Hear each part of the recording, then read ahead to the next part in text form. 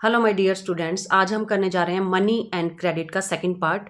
First part के अंदर हमने डेब्ट ट्रैप जो है कवर कर लिया था और इसके बाद थोड़ा सा आपका चैप्टर और बचता है, उसको हम आज की वीडियो के अंदर कवर करने जा रहे हैं। तो सेकंड जो आपका पार्ट है वो हम स्टार्ट करेंगे टर्म्स ऑफ क्रेडिट। जब हम क्रेडिट लेने के लिए जाते हैं बैंक में, ठीक है, तो उस टाइम पे कौन कौन सी टर्म्स एंड कंडीशंस रखी जाती हैं, मतलब कौन सी शर्तें रखी जाती हैं जब हम क्रेडिट लेने के लिए जाते हैं।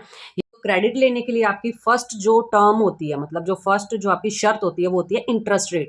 आप बैंक में जाते हो तो आप पूछते हो कि आपको एक इतनी प्रिंसिपल अमाउंट लेनी है, यानी कि 10 लाख या 20 लाख जितनी भी आपको पेमेंट लेनी है, ठीक है, वो होती है आपकी प्रिंसिपल अमाउंट। ठीक है, उसके ऊपर आप कितना इंटरेस्ट रेट लगाओगे ये चीज क्लियर करते हो। ठीक है, और बैंक जो है आपको बताता है कि इतना इंटरेस्ट रेट आपको पे करना पड़ेगा जब आप पेमेंट रिटर्न करोगे। देन है डॉक्यूमेंटेशन, और इसके अलावा डॉक्यूमेंटेशन भी होती है, सारे के सारे जो डॉक्यूमेंट्स होते हैं वो फिल करने पड़ते हैं। ठीक है, थर्ड है मोड ऑफ रीपेमेंट। तो बैंक आपसे ये भी पूछता है कि जो आपका रीपेमेंट का मोड होगा वो किस तरीके से होगा। आप मंथली जो है मतलब कि इंस्टॉलमेंट दिया करोगे या फिर आप सारा पैसा एक साथ ही चुका दोगे। ठीक है, देन उसके बाद आ जाएगा आपको कोलेट्रल फोर्थ नंबर पर। कोलेट्रल थोड़ा हम पढ़ेंगे कि कोलेट्रल क्या है, क्योंकि बाकी तो पता ही चल रहा है नाम से ही कि क्या चीजें हैं। ठीक है, कोलेट्रल थोड़ा सा डिफरेंट सा है और हो सकता है आपने फर्स्ट टाइम सुना हो। तो यहाँ पे ये जो चारों की चारों चीजें हैं, ठीक है, अगर शॉर्ट क्वेश्चन आता है आपको कि टर्म्स ऑफ क्रेडिट के ऊपर, ठीक है, तो interest rate, documentation, mode of repayment and collateral together जो है ये सारे के सारे मिलकर क्या बन जाते हैं, टर्म्स ऑफ क्रेडिट बोला जाता है इनको। ठीक है, चारों को।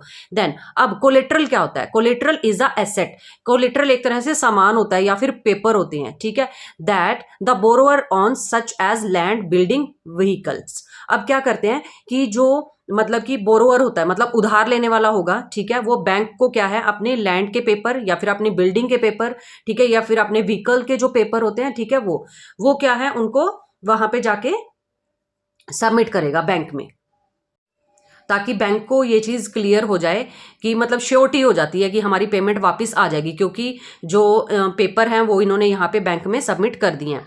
देन दूसरा है uses this as a guarantee to a lender until the loan is repay. और एक तरह से लेंडर के पास क्या है, गारंटी हो जाती है इस चीज़ की, जब आप कोई भी चीज़ उसके पास रख देते हो या फिर अपने घर के या फिर लैंड के पेपर जो है उनके पास जमा करवा देते हो। ठीक है, तो गारंटी हो जाती है लेंडर के पास कि अब पैसा डूबेगा नहीं। देन उसके बाद है if the borrower fail to repay the loan. अगर बोरोअर जो उधार लेने वाला बंदा है, ठीक है, अगर वो लोन चुकाने में रीपे नहीं कर पा रहा है, ठीक है, फेल हो गया है, ठीक है, तो उस टाइम पे लेंडर क्या करता है, जो उसके पास पेपर होते हैं, ठीक है, वो उस चीज को या फिर अगर आपने सपोज कि अपनी कोई भी चीज उसके पास रखी है, ठीक है, तो आप उसको क्या है, अब वो बंदा वहां पे क्या करेगा, जो लेंडर है वो उस चीज को बेच के अपनी पेमेंट पूरी कर लेगा वहां पे। इसलिए कोई ना कोई चीज जो है गिरवी रख दी जाती है। ठीक है, लेंडर के पास या फिर आप बैंक के पास कोई ना कोई चीज गिरवी रख देते हो, ठीक है, और बदले में आप पैसा ले लेते हो, तो उसी को कोलेट्रल बोला जाता है। ठीक है, देन इसके बाद है आपको topic two types of sources of credit. Credit लेने के टू टाइप्स के सोर्सेज होते हैं जहां से हम क्रेडिट लेते हैं। एक होता है फॉर्मल, दूसरा है इनफॉर्मल। फॉर्मल में क्या आएगा, देखो, जब हम बैंक से लोन लेते हैं तो वो फॉर्मल में आएगा। जब हम अपने फ्रेंड से, रिश्तेदारों से लोन लेते हैं, ठीक है, या पैसा उधार लेते हैं, तो वो इनफॉर्मल वे होता है, ठीक है, क्रेडिट लेने का। अब देखो फॉर्मल में क्या आ जाएगा, supervised by RBI. Reserve bank of India जो है बैंक को क्या करता है, जितने भी बैंक्स होते हैं उनको क्या करता है, सुपरवाइज करता है, मतलब आरबीआई की देखरेख के अंदर ही सारे बैंक जो है अपना काम करते हैं और क्रेडिट वगैरह देते हैं। देन उसके बाद है जो फॉर्मल है, इसके अंदर जो इंटरेस्ट रेट होता है वो फिक्स होता है, मतलब बैंक के अंदर जो जब आप इंटरेस्ट रेट मतलब कि पूछोगे तो वो फिक्स अमाउंट के अंदर होगा और क्या होगा, कम होगा एज कंपैरिजन टू अगर आप इनफॉर्मल जाके क्रेडिट लेते हो तो वहां पे आपको इंटरेस्ट रेट ज्यादा लगाया जाता है, बट बैंक के अंदर आपको इंटरेस्ट रेट कम होगा, लो होगा और फिक्स भी होगा। Then it requires collateral and other documentation. Bank वाले क्या करते हैं, हमेशा आपसे कोलेट्रल के बारे में पूछेंगे और दूसरा डॉक्यूमेंटेशन जो है प्रॉपर वे के अंदर होगी आपकी। ठीक है, देन उसके बाद जो 90% फॉर्मल सेक्टर के जो क्रेडिट है वो किसको जाता है, रिच पर्सन को जाता है। जो रिच पर्सन है ना वो मोस्टली क्या है, बैंक से ही जाकर क्या करते हैं, क्रेडिट लेते हैं। तो इस तरीके से क्या है, जो फॉर्मल लोन जो हम लेते हैं या क्रेडिट लेते हैं वो बैंक्स या फिर कॉरपोरेटिव से लेते हैं। ठीक है, इसका आगे भी एग्जांपल आएगा आपको एक। देन उसके बाद है इनफॉर्मल। इनफॉर्मल के अंदर नो वन सुपरवाइज, ये किसी भी सुपरवाइज सुपरवाइजर के अंडर नहीं चलता है, या इसको कोई भी सुपरवाइज नहीं करता है, ये किसी की देखरेख में नहीं चलते हैं, ठीक है। इसमें इंटरेस्ट रेट भी क्या होता है, हाई होता है, नॉट फिक्स्ड। किसी भी पर्सन की अपनी मनमर्जी होती है, वो कितना भी इंटरेस्ट रेट ले सकता है। नो नीड ऑफ कोलेट्रल, इसमें किसी को कोलेट्रल नहीं देना पड़ता, ना ही कोई डॉक्यूमेंटेशन होती है, ठीक है। जस्ट हम लोग जानते होते हैं एक दूसरे को, और इसी बिहाफ पे हम जो है लोन ले सकते हैं किसी भी पर्सन से। Then 85% of informal sector credit goes to poor. तो जो यहाँ पे ये बताना चाहते हैं कि 85% जो इनफॉर्मल क्रेडिट है वो पुअर लोग जो है इनफॉर्मल वे से ही लेते हैं, ठीक है। देन उसके बाद है मनी लेंडर, लैंडलॉर्ड्स, ठीक है। रिलेटिव्स आ जाएंगे, आपके फ्रेंड्स आ जाएंगे, वो सारे के सारे इसके अंदर आते हैं। हम किसी से भी अपने रिलेटिव से, रिश्तेदारों से, फ्रेंड से अगर क्रेडिट लेते हैं तो वो इनफॉर्मल होता है। अगर बैंक से लोन लेते हैं या कॉर्पोरेटिव से लेते हैं तो वो क्या होता है, फॉर्मल जो है आपका क्रेडिट माना जाता है, ठीक है।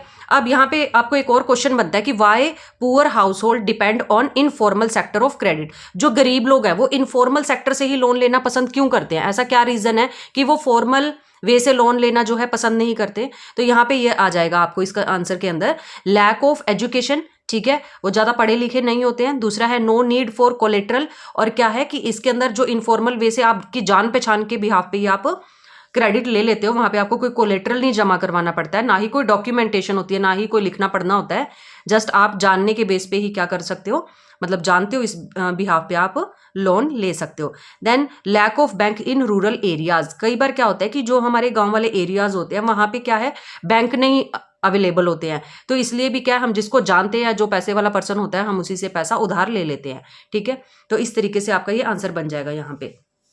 देन थर्ड एक और सोर्स है जिससे हम लोन ले सकते हैं, वो है सेल्फ हेल्प ग्रुप्स। अब SHG, अब ये जो है आपका सेल्फ हेल्प ग्रुप्स है, ये आपको मोस्ट इंपॉर्टेंट क्वेश्चन है, बहुत ज्यादा आता है ये क्वेश्चन पेपर के अंदर, ठीक है। तो इससे भी हम लोन जो है ले सकते हैं या फिर क्रेडिट ले सकते हैं। अब ये होता क्या है, सेल्फ हेल्प ग्रुप, कि हम खुद की सहायता खुद कर रहे हैं, सेल्फ हेल्प ग्रुप्स, ठीक है। देखो, run by the women in rural areas, जो गांव का एरियाज होते हैं ना, वहां पर बहुत सारे जो है ग्रुप्स बने हुए होते हैं। इसमें 15 से लेके 20 जो है लेडीज जो है इसकी मेंबर होती हैं, ठीक है। वो क्या करती है, मंथली अपना 25 से लेके 100 रुपए तक वहां पे जमा करती रहती हैं।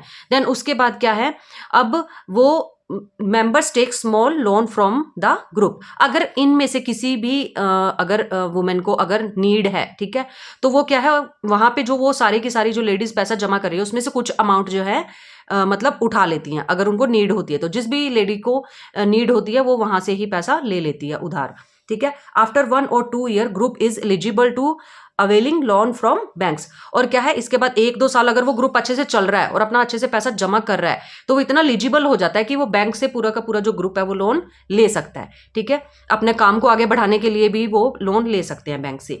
देन इसके बाद आ जाएगा it create self employment for women. इससे क्या होता है, जो सेल्फ हेल्प ग्रुप होते हैं ये वुमेन को एम्प्लॉयमेंट भी देते हैं, ठीक है, उनको काम करने का मौका मिलता है। Then interest rate is reasonable, और ये जो लेडीज इसके अंदर काम कर रही होती हैं, जो अगर उनको जरूरत पड़ने पर जब वो क्रेडिट या लोन लेती हैं तो वो बहुत कम इंटरेस्ट रेट उसको लगाया जाता है, ठीक है। देन उसके बाद आ जाएगा आपको provide platform to discuss and act on various social issues. जब वो लेडीज इकट्ठी होती हैं तो वहां पे उनको एक प्लेटफॉर्म मिल जाता है कि वो हर एक बात को वहां पे डिस्कस कर सकती हैं, लाइक हेल्थ न्यूट्रिशन के बारे में डिस्कस कर सकती हैं, डोमेस्टिक वायलेंस अगर किसी के साथ हो रही है तो वो उसके बारे में डिस्कस कर सकती हैं, ताकि वो एक दूसरे की हेल्प कर सके, ठीक है। और साथ के साथ पैसा तो वो कमा ही रही हैं, ठीक है, और अगर कोई प्रॉब्लम आती है तो वो वहां से पैसा ले भी सकती हैं। देन इसके बाद इसी सेल्फ हेल्प ग्रुप का एक और एग्जाम्पल है आपको इसके अंदर, ग्रामीण बैंक ऑफ बांग्लादेश। ग्रामीण बैंक ऑफ बांग्लादेश भी एक क्या है, ग्रुप था, ठीक है। इसको स्टार्टेड किया था मोहम्मद यूनिस ने, ये शॉर्ट क्वेश्चन के अंदर आता है ये वाला क्वेश्चन, मोहम्मद यूनिस ने इसको स्टार्ट किया है, ठीक है। कब किया था, 1970 के अंदर, 1970 के अंदर इसको स्टार्ट किया है। और मोहम्मद यूनिस को जो है नोबेल प्राइज फॉर पीस भी मिला हुआ है, शांति के लिए इनको नोबेल प्राइज दिया गया था। इसके बाद जो है 9 मिलियन मेंबर्स हैं जो इन्होंने एक ग्रामीण बैंक की आगे जो मतलब कि आगे ब्रांचेस खुली हुई हैं, ठीक है, उसमें 9 मिलियन जो है मेंबर्स जो है इससे जुड़े हुए हैं, ठीक है। और कितने विलेजेस हैं, 81,600 विलेजेस जो हैं इनके अंदर ये ग्रामीण बैंक जो है खुले हुए हैं।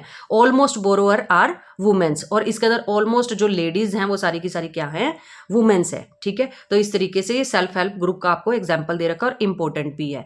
तो हम 3 तरीके से जो है लोन ले सकते हैं, फॉर्मल आ जाएगा, इनफॉर्मल आ जाएगा, कॉर्पोरेशन जो है वो आपको ये आ जाएगा, सेल्फ हेल्प ग्रुप्स जो बने हुए होते हैं, ठीक है। तो इस तरीके से आपका ये जो चैप्टर है ये पूरा यहाँ पे कंप्लीट होता है। आई होप आपको सारा चैप्टर समझ में आया होगा, ठीक है। आप अपने फ्रेंड्स के साथ इस चैप्टर को शेयर भी कर सकते हो वीडियो को, ठीक है। और वीडियो को प्लीज़ लाइक जरूर कीजिए और कमेंट भी करके जाइए। Thank you so much for watching.